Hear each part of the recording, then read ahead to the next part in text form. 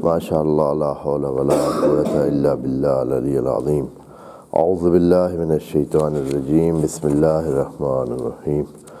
الحمد للہ وکفی والصلاة والسلام علی عبادہ الذین اصطفیٰ، اما بعد فرب اشرح لی صدری ویسر لی امری واحلل عقدۃ من لسانی یفقہوا قولی۔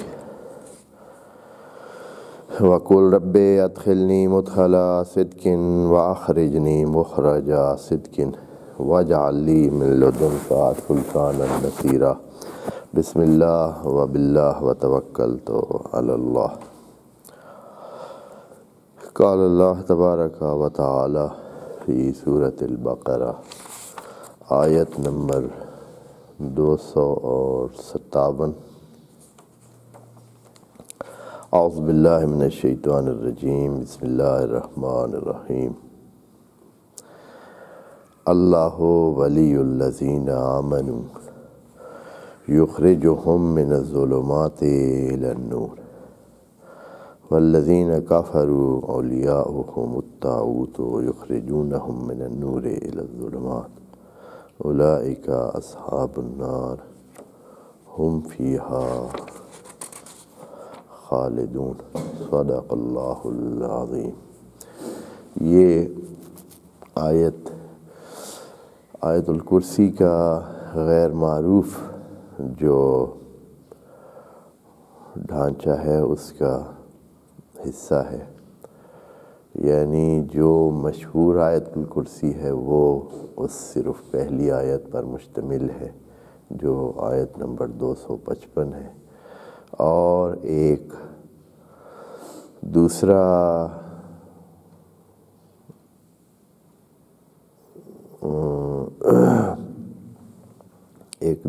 غیر معروف ورژن بھی ہے آیت الکرسی کا، جس میں 3 آیات اکٹھی ہیں۔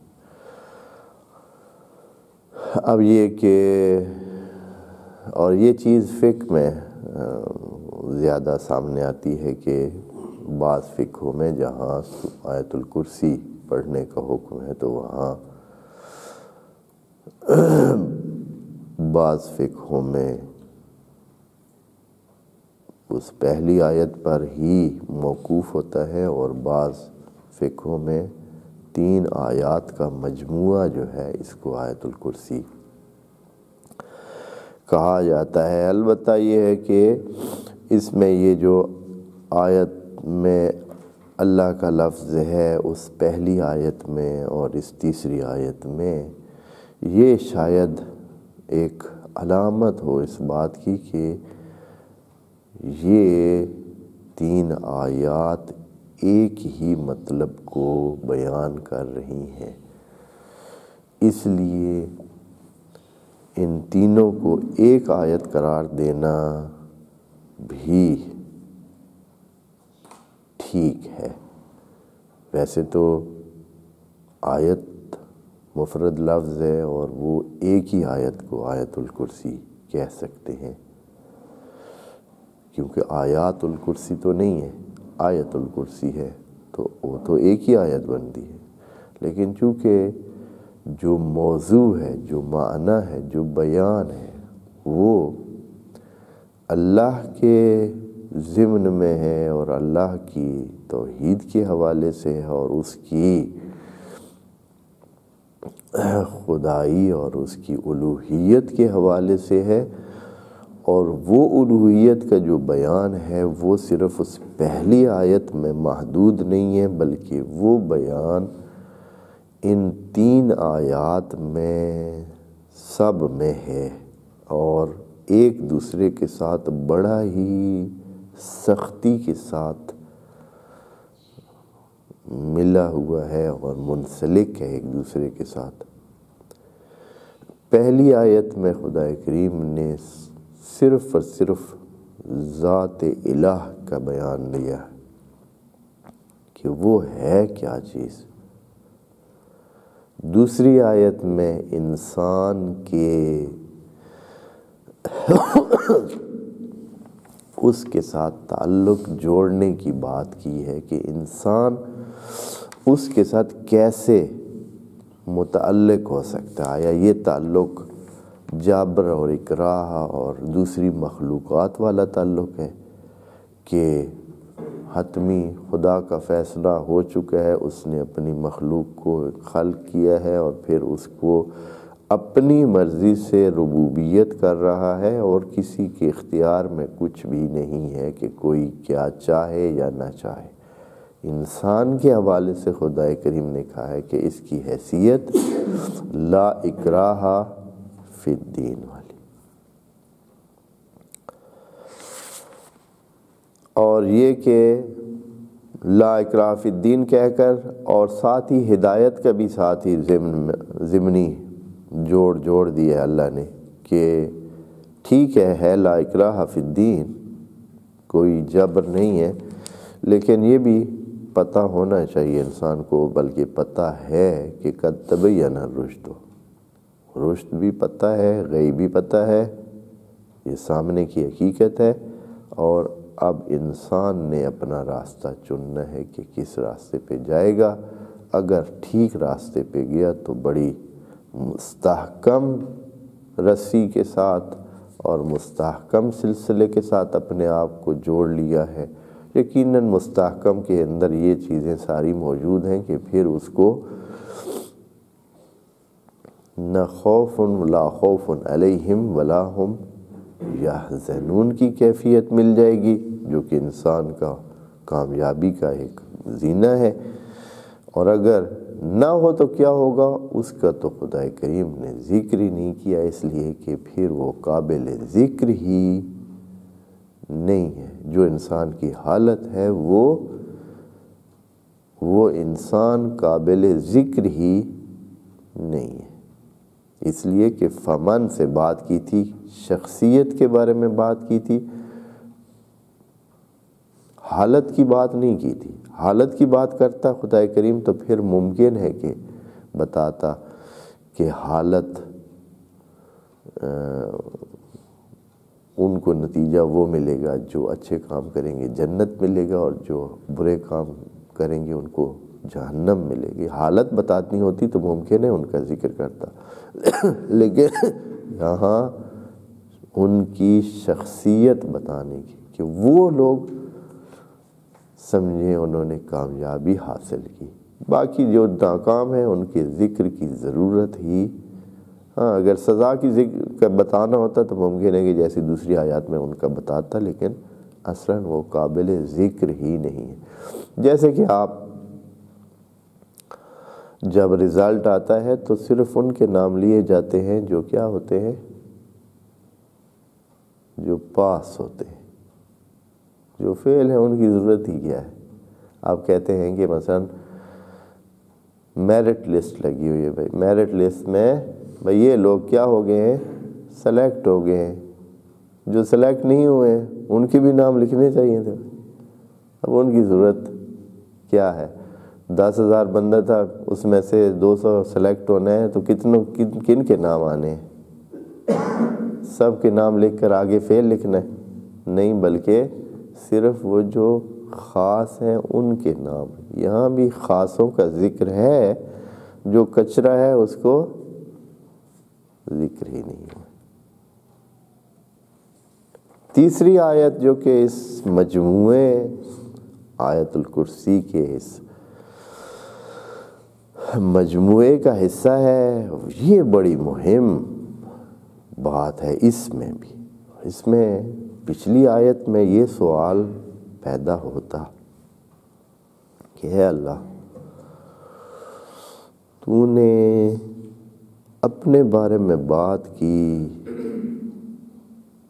انسان کے تعلق کے بارے میں بھی ایک مختصر جملہ کہا کہ انسان کا میری اس کائنات میں اکراہ والی کیفیت کا مقام نہیں ہے۔ یہ اپنے دین میں ہاں، یہ لفظ دین کہہ کر خدا کریم نے یہ ساتھ ہی بتا دیا ہے کہ وہ اپنی فزیکل لائف میں، اپنی جسمانی حیات میں وہ مجبور ہے، جسمانی حیات میں وہ تابع ہے کائناتی عمل کے، پوری کائنات جیسے مجبور ہے، جیسے خدا کے اس خاص قسم کے فٹ کیے ہوئے فریم میں چل رہی ہے، انسان کی جو جسمانی زندگی ہے وہ اسی فریم میں ہی چل رہی ہے، وہ انسان کے اختیار میں نہیں ہے۔ یہ باتیں ہم کر چکے ہیں، انسان کے اختیار میں نہیں ہے کہ اس کی جسم کیسے کام کرے اور کیسے نہ کرے، لیکن اس کا ایک اختیاری پہلو ہے۔ اس لیے دین کا کہا ہے لا اکراہ فی الدین، یہ نہیں کہ لا اکراہ فی الجسم والجسمان والحیات یہ جسے کہتے ہیں فطریہ یا حیات طبیعیہ۔ حیات طبیعی میں انسان اسی روٹین کا تابع ہے، مجبور ہے۔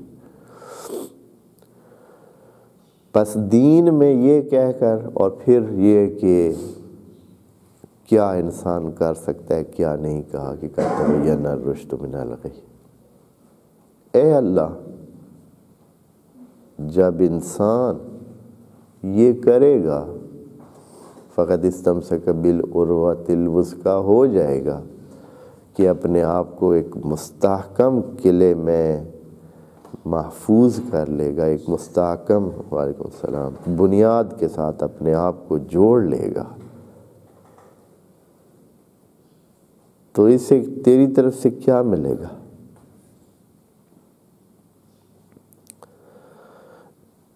اس کا تیرے ساتھ تعلق کیا ہے؟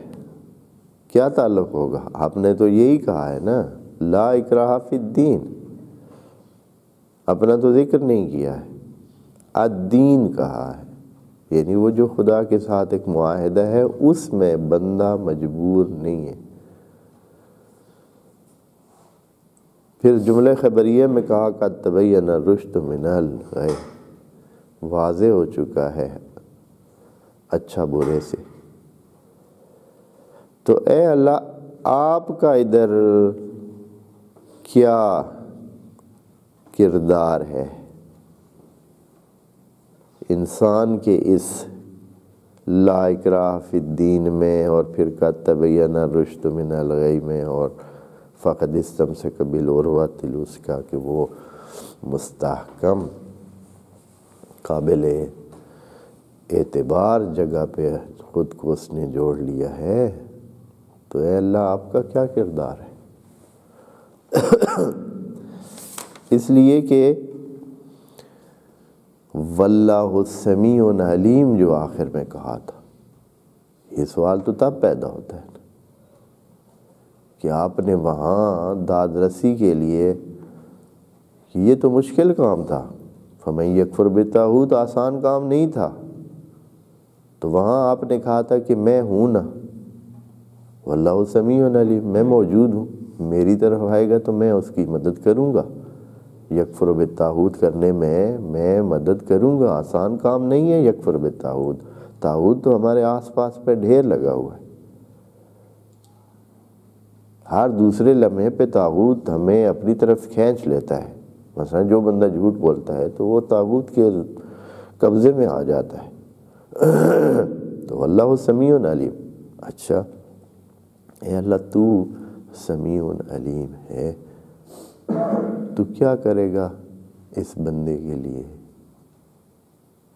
تو یہاں خدا کریم بتاتا ہے کہ وہی اللہ جو پہلی آیت کے اول میں جس کا ذکر ہوا ہے اور جو ساری کائنات کا مالک ہے اور کچھ بھی اس کی اجازت کے بغیر ہل نہیں سکتا ہے اور کچھ ہو نہیں رہا ہے، وہی اللہ کیا ہے؟ اللہ ولی الذین آمنوا،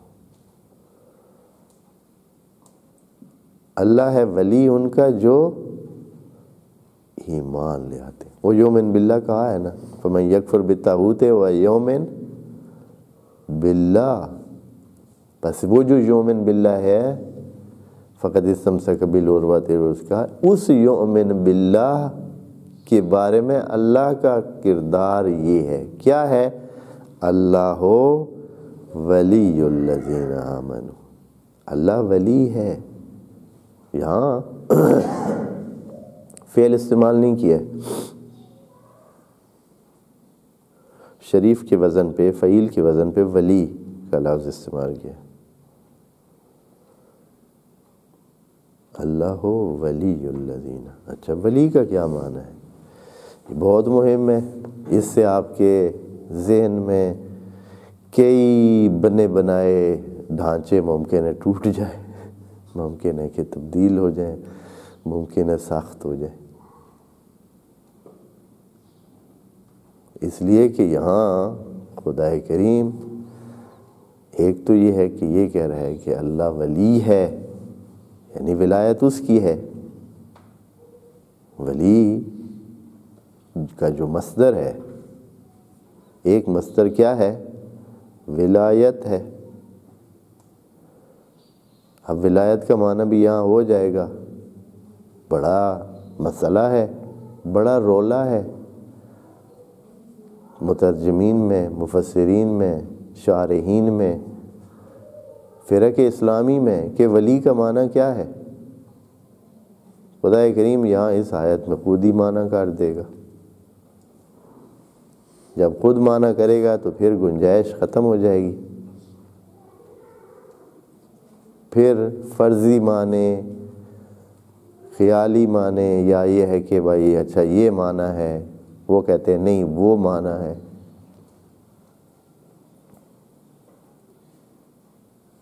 یہ بتاتے ہیں کہ کیا معنی ہے، خود اللہ بتا دے گا.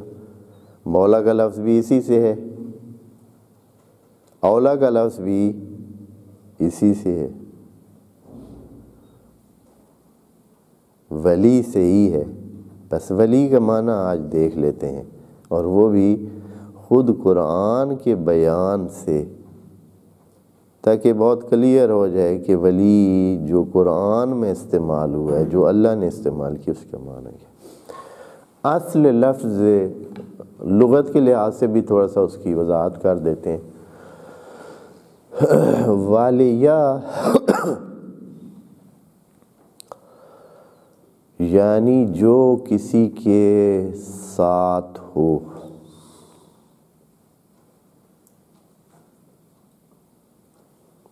اور خصوصاً اس کے پیچھے آئے، ساتھ ہو. یہ ہے، یہ دوسرا ہے، تو یہ ولی ہے. یہ چیز ہے، یہ ساتھ ہے، یہ ولی ہے. جو چیز بھی اس کا لازمہ ہوتی ہے، جو اس کے ساتھ جڑی ہوئی ہوتی ہے، ولی ہوئی ہوتی ہے، جیسے کہتے ہیں نا، تو وہ ولی ہے. اس لیے چونکہ ولی کا معنی یہ ہے کہ جو ساتھ ہوتے، یہ لغوی معنی کر رہا ہوں ابھی، پھر اس کا بھی جو اس سے پھر معنی فائدہ اٹھایا جاتا ہے وہ بھی ابھی. پھر اس سے لیا گیا ہے لفظ مولا.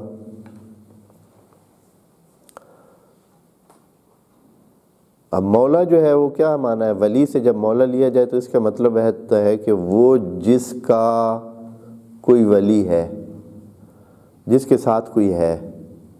مولا کیا بن جائے گا؟ جس کے ساتھ کوئی ہے، جو جس کے ساتھ ہے، یعنی جو کسی کے ساتھ ہے. جس کے ساتھ کوئی ہے، جو کسی کے ساتھ ہے. تھوڑا سمجھیں اس بات کو. جو کسی کے ساتھ ہے وہ بھی مولا ہے، جس کے ساتھ کوئی ہے وہ بھی مولا ہے. اس لیے عربی میں مولا کا لفظ غلام کے لیے بھی استعمال ہوتا ہے اور مولا کے لیے بھی استعمال ہوتا ہے. کمبر مولا علی ابن ابی طالب، کتابوں میں کتنی دفعہ آپ پڑھیں گے.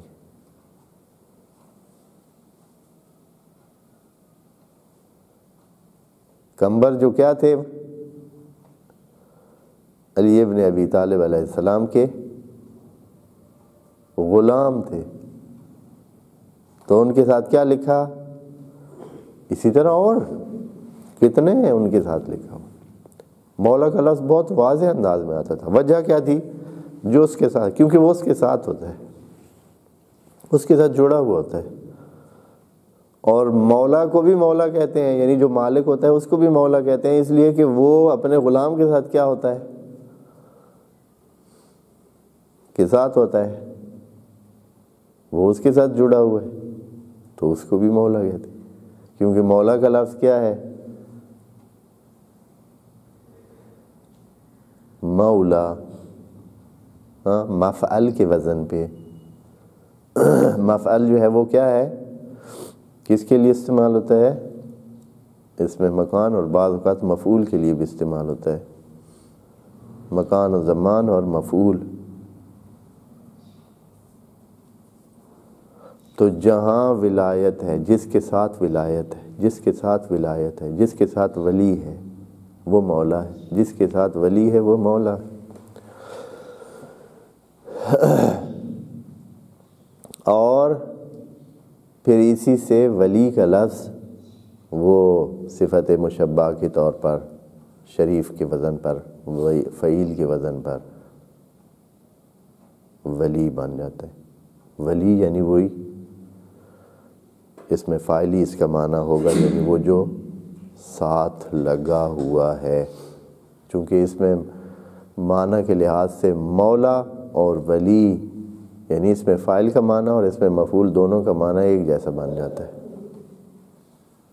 چونکہ معنی دونوں طرفہ ہے، دو طرفہ معنی ہے مولا میں، اس لیے اس کا فاعلی معنی بھی وہی بن جاتا ہے جو اس کا مفعولی معنی ہے۔ بات سمجھ آ رہی ہے؟ ہاں، پزل بن گیا۔ جن دوستوں کے ذہن میں باریک لائنیں بنانے کی صلاحیت ہے وہ تو بنا لیں گے، لیکن تھوڑا سا اس میں فاعل کا معنی ادھر اس میں مفعول کے معنی کے ساتھ کیا ہو جاتا ہے، مل جاتا ہے نا، اس لیے کہ دو طرفہ جو ہے اس کو بھی مولا کہتے ہیں۔ جس کے ساتھ ولایت ہوئی ہے وہ بھی مولا ہے، جس نے ولایت کی ہے وہ بھی مولا ہے، پس یہ بھی مولا ہے، یہ بھی مولا ہے، یعنی کرنے والا بھی، ولایت کرنے والا بھی مولا ہے، جس کے ساتھ ولایت ہوئی ہے وہ بھی مولا ہے۔ پس فاعلی معنی اور مفعولی معنی دونوں کیا ہو گئے، ایک ہو گئے۔ پس ولی کا معنی بھی کیا ہو گیا، مولا ہو گیا، اس لیے کہ ولی جو ہے وہ برابر ہے اس فاعلی معنی کے۔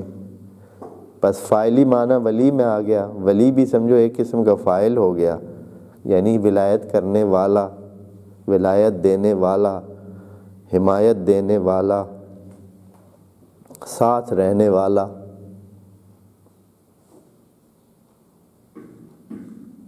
پس اللہ ولی الذین آمنوا۔ یہاں تک یہ بات سمجھ لیں کہ اللہ کا کردار یہ ہے کہ وہ ولی ہوگا ایمان لانے والوں کا۔ مومنین کا بھی نہیں کہا ہے ایمان لانے والوں کا، اس لیے کہ ابھی یہ اس اوپر والے مرحلے پہ نہیں پہنچے۔ جیسے ہی ایمان لے آئیں گے اللہ کو اپنے ساتھ ولی پائیں گے۔ اچھا، ولی اللہ کا ہونا کیا مطلب ہے؟ اے اللہ ہمیں سمجھ ہی نہیں آئی۔ ابھی تک ہم نے ولایت کا معنی نہیں کیا، ابھی آپ کو صرف اس کا لغوی معنی بتایا تھا ولایت کا۔ جو قرآنی معنی ہے وہ ابھی شروع ہوگا۔ قرآنی معنی یہاں سے شروع ہوتا ہے، یخرجہم من الظلمات الی النور۔ اے یار تیری ولایت کا کیا مطلب ہے؟ تو جو کہہ رہا ہے تو ولی ہے مومنین کا، ولایت تیری ہے، تیری ولایت کا مطلب کیا ہے؟ یہاں خدا کریم نے حتیٰ واو بھی نہیں ڈالی ہے، بعض اوقات واو تفسیریہ ڈال کے تفسیر کرتے ہیں، لیکن یہاں واو تفسیریہ تک بھی نہیں ڈالی، اس لیے کہ صحیح کنفرم ہو کہ اللہ اپنا اسی ولی کا معنی بتا رہا ہے، تاکہ لوگوں کے ذہنوں میں یہ خدشہ نہ رہے کہ ولی کیا ہوتا ہے، پھر جو ہے آپس میں لڑائیاں نہ کرتے رہے۔ کاش کہ قرآن کی طرف آتے تو یہ آپس میں الجھاؤ کی کیفیت ہی نہ ہوتی۔ خدا کریم فرماتا ہے ولی ہے اللہ مومنوں کا، ایمان لانے والوں کا۔ اس کا معنی کیا ہے؟ خود ہی کر رہا ہے، یخرجہم من الظلمات الی النور۔ اس کا کام یہ ہے کہ ان ایمان لانے والوں کو ظلمتوں سے نکال لے گا، کس کی طرف؟ الی النور، نور کی طرف۔ یہ کام ہے اس کا۔ ولی وہ ہوتا ہے، قرآن کی نظر میں ولی وہ ہے جو انسانوں کو، ایمان لانے والوں کو ظلمتوں سے نور کی طرف لے جاتا ہے۔ اب ولایت اللہ کی ہو یا ولایت رسول کی ہو یا ولایت ولی کی ہو، اب اگر، کیونکہ رسول کی ولایت تو وہی کہاں سے نکلی ہوئی ہے؟ اللہ کی ولایت سے، اور ولی کی ولایت بھی کہاں سے ہے؟ اس آیت میں تینوں ذکر ہے نا، انما ولیکم اللہ ورسولہ، اور یا ایک اور دوسری آیت میں بھی ایک تیسری اس میں جس میں ولایت وَأُولِي الْأَمْرِ مِنْكُمْ، وہاں کیا آیت ہے؟ ہاں وَأُولِي الْأَمْرِ مِنْكُمْ، البتہ وہ اطیع اللہ کی بار میں، وہ اس میں نہیں ہے۔ بہرحال جہاں ولایت کا ذکر ہے اس میں معنی یہ ہوگا جو ابھی ہم کر رہے ہیں، وہ اطاعت والے اس میں ہیں، اس کی بات بعد میں کریں گے انشاءاللہ۔ تو یہ جو ولایت کا معنی ہے، بس ولایت کا معنی سامنے آ گیا کہ یخرجہم من الظلمات الی النور۔ اب یہ جو یخرجہم من الظلمات الی النور، اللہ فرما رہا ہے کہ ظلمات سے نور کی طرف لے جاتا ہے۔ ایک ایک لفظ بڑا دھیان سے رکھا ہوا ہے، اس لیے کہ انسان ظلمتوں کے دائرے میں پھنسا ہوا ہے۔ ظلمتیں کیا چیز ہے اور نور کیا چیز ہے؟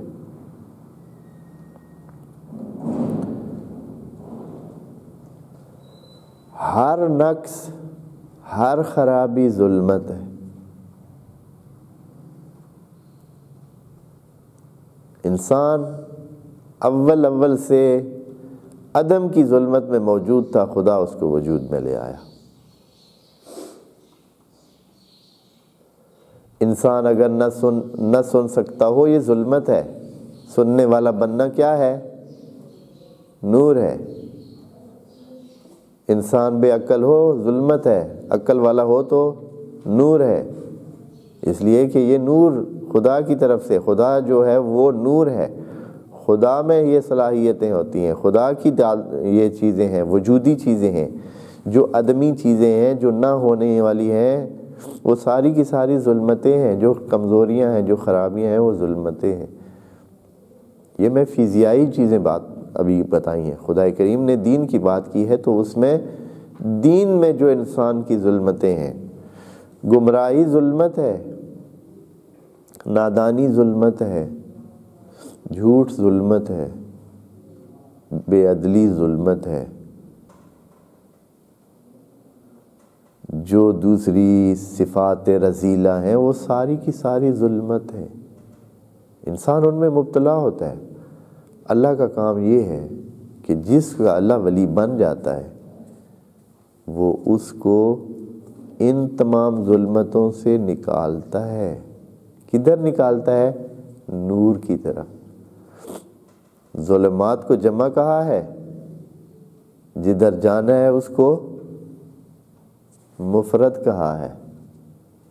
ظلمات سے نور کی طرف، چونکہ نور ایک ہے، نور خدا کی طرف۔ اللہ نور السماوات والارض، قرآن کی آیت ہے۔ سماوات اور عرض میں، اور آپ جانتے ہیں یہ جو زندگی ہے یہ نور کی مرہون منت ہے۔ اندھیرا ہو جائے آپ کو زندگی جہنم لگے گی، اصلا زندگی آپ کو چاہیے ہی نہیں۔ یہ جو آپ زندگی کر رہے ہیں، یا زندہ ہیں، یا زندہ رہنا چاہتے ہیں، یا زندگی کی سب کچھ آپ کو جو رعنائیاں ہیں یہ ساری اس نور سے ہیں. نور نہیں تو کچھ بھی نہیں. آپ ایک لمحے کے لیے فرض کریں کہ بالکل نور ختم ہو جائے, سورج چلا جائے اور اندھیر ہی اندھیر ہو جائے, بالکل اندھیر ہو جائے. آپ کے پاس ہر چیز موجود ہوگی وہی جو ابھی اس وقت موجود ہے آپ کے پاس, سوائے نور کے.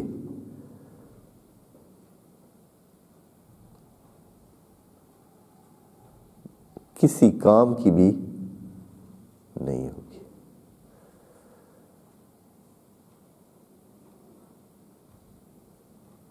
آپ کی زندگی کیا ہو جائے گی؟ مختل. یہ ابھی بھی تھوڑا بہت کچھ ہوتا ہے, تھوڑا بہت دیکھنے کے قابل ہوتا ہے, پھر ہم گزارا کرتے ہیں اور چلاتے ہیں. جب بالکل نور نہ ہو تو اس کا آپ تصور کریں, کبھی کبھی ایسی کیفیت پیدا ہوتی ہے کہ اندھیر ہی اندھیر, بالکل زیرو, روشنی کچھ بھی نہ ہو, جیسے ہاتھ بھی نظر نہیں آتا ہے جس وقت. تو اس صورت میں کیا ہے؟ زندگی ہے, کچھ چیز چل سکتی ہے.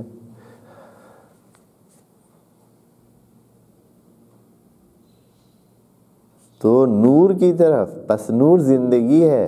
اللہ جو ہے ہمیں یا مومنین کو یا ایمان لانے والوں کو ولی ہے. ولی کا معنی یہ کیا ہے اللہ نے کہ جو خارج کرتا ہے ظلمات سے نور کی طرف. بہت ظلمتیں ہیں, انسان کا جو روح ہے وہ ظلمتوں کے گھیرے میں ہے.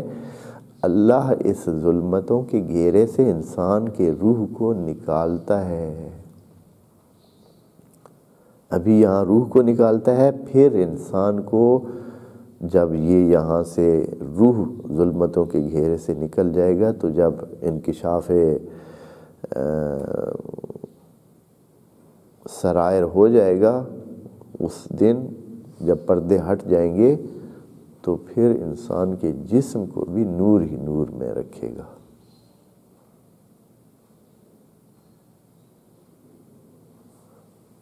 تو ظلمات بہت ہیں انسان کے آس پاس میں. کیسے نکالتا ہے؟ یخرجہم من الظلمات الی النور. یہاں ہر ایک اپنا کام کرتا ہے, خدا کریم دونوں کام کرتا ہے, اس لیے کہ وہ لہو ما فی السماوات و ما فی الارض من ذا الذی یشفع عندہ الا باذنہ. کوئی جوڑ اس کی اجازت کے بغیر جڑتا ہی نہیں ہے. تو اس لیے جو ہمارا فزیائی سٹرکچر ہے یا وجود ہے اس کو جو ظلمات سے نکالتا ہے وہ بھی, اور جو ہمارا دینی اور روحانی پہلو ہے اس میں بھی ظلمات سے نور کی طرف نکالنے کا کام خدا کریم کرتا ہے. وہ ہمیں سمجھاتا ہے, وہ ہمیں ہدایت دیتا ہے, وہ ہماری طرف رسول بھیجتا ہے, وہ ہماری طرف کتابیں بھیجتا ہے. اس طرح ہماری جو مانوی پہلو ہے اس کو یخرجہم من الظلمات کی طرف لے جاتا ہے, اور ساتھ ہی اس کو دوسرا پہلو جو ہے, جو فزیائی پہلو ہے یا جو جسمانی پہلو ہے, اس میں بھی یخرجہم من الظلمات الی النور. لیکن کن کو؟ ایمان لانے والوں کو. اس کے بعد آگے اب آ کر دوسری بات خدا کریم بتائے گا کہ ان کے ساتھ کیا ہوگا. چلیں اب اللہ ایمان لانے والوں کی اب بات آ گئی ہے. جب ایمان لانے والوں کی بات آ گئی ہے تو جو دوسرے ہیں ان کا کیا بنے گا, ان کا کیا ہوتا ہے, ان کے ساتھ کیا ہوتا ہے؟ خدا کریم کہتا ہے ان کے بھی ولی ہیں. ان کے ولی نہیں ہیں, ان کے اولیاء ہیں. مومنوں کا تو ایک وارث ہے, مومنوں کا تو ایک ساتھی ہے, مومنوں کا تو ایک حامی ہے, مومنوں کا تو ایک ولی ہے, یعنی اللہ ولی الذین آمنوا. لیکن جو اللہ سے بکھر جاتے ہیں, اللہ سے علیحدہ ہو جاتے ہیں, ان کا کیا بنے؟ اللہ کہتا ہے ان کے بہت ولی وارث ہیں, ان کے مالک بہت. دیکھیے ایک ایک لفظ کیسے جوڑ کے خدا کریم نے سیٹ رکھا ہے سمجھانے کے لیے, لیکن ہم نے کبھی ان چیزوں کی توجہ نہیں کی ہے. یہاں اللہ ولی، لیکن والذین کفروا اولیاءہم الطاغوت، اولیاء وہاں ادھر ایک نہیں ہے، ان کا ولی ان کے ہر بندے کے اس کا یہ مالک ہے، اس کا وہ مالک ہے، اس کا وہ مالک ہے، اس کا وہ مالک ہے، ہر ایک کے لئے، اور ایک ایک کے 10 مالک بھی ہیں۔ وہ اس کی خدمت بھی کر رہا ہے، اس کی خدمت بھی کر رہا ہے، اس کی خدمت بھی کر رہا ہے۔ انشاءاللہ آیت کا اگلا حصہ بعد میں دیکھیں گے۔ والسلام علیکم ورحمۃ اللہ وبرکاتہ۔